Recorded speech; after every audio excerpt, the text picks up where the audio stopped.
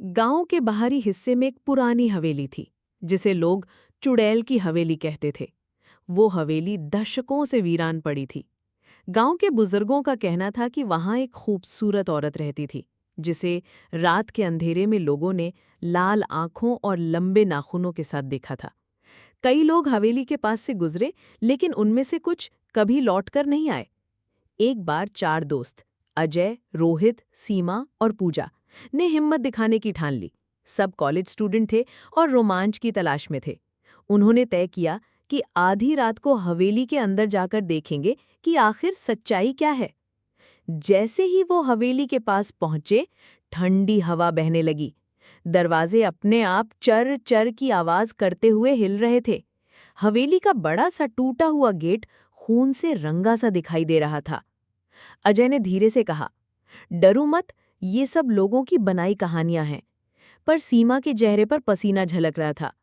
हवेली के अंदर घुसते ही उन्हें अजीब सी बदबू और घुटन महसूस हुई। चारों टॉर्च लेकर कमरे कमरे घूमने लगे। दीवारों पर पुराने खून के धब्बे थे और छत से झाड़ फानूस टूटकर लटका हुआ था। अचानक पूजा ने चीख मारी। उसने देखा कि एक आईने में उनकी परछाई नहीं, बल्कि एक औरत की परछाई नजर आ रही है। वो औरत लंबा सफेद लहंगा पहने खुले बिखरे बालों के साथ खड़ी थी। उसकी आंखें अंगारों की तरह लाल चमक रही थीं।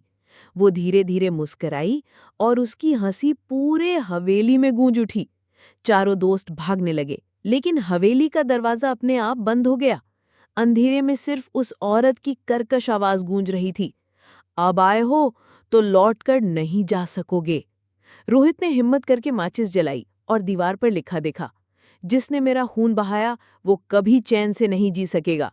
सीमा ने कांपती आवाज में कहा, ये वही चुड़ैल है जो अपनी मौत का बदला ले रही है। अचानक चुड़ैल उनके सामने आ गई। उसके पैर उल्टे थे और जीभ लंबी बाहर निकली हुई थी। वो बिजली की तरह चारों ओर घूम रही थी। अजय ने दरवाजा तोड़ने की कोशिश की, लेकिन हर बार दरवाजा और मजबूत हो जाता। पूजा बेहोश होकर जमीन पर गिर गई। फिर एक कमरे से आवाज आई, जैसे कोई बच्चा रो रहा हो। रोहित ने सोचा शायद कोई और फंसा है। वो उस कमरे की तरफ दौड़ा। दरवाजा खोलते ही उसने देखा कि अंदर एक छोटा सा पालना झूल रहा था, लेकिन उसमें बच्चा नहीं, बल्कि एक कटा हुआ सिर रखा था। चुड़ैल अचानक उसके पीछे खड़ी थी। उसने अपनी नुकीली उंगलियों से रोहित का गला पकड़ लिया और रोहित चीख भी न सका और उसकी आंखें पल में सफेद हो गई। अब बचे सिर्फ अजय और सीमा। उन्होंने पूजा को उठाने की कोशिश की, लेकिन चुड़ैल बार बार उन्हें घेर रही थी। अचानक सीमा को याद आया कि उसके दादा ने कहा था कि भूत प्रेत से बचना हो तो हनुमान चालीसा का पाठ करो। सीमा ने कांपते हुए मंत्र पढ़ना शुरू किया। जैसे ही उसके शब्द हवेली में गूंजे, चुड़ैल दर्द से चीखने लगी। उसकी आंखों से खून बहने लगा और उसका चेहरा जलने लगा। हवेली हिलने लगी जैसे भूकंप आ गया हो। टॉर्च की रोशनी बुझ गई और दरवाजा अपने आप खुल गया। अजय ने सीमा और पूजा को खींचकर बाहर निकाला। जैसे ही वे हवेली से बाहर आए, हवेली खुद ब खुद आग की लपटों में घिर गए। चुड़ैल की चीखें पूरे जंगल में गूंज रही थीं।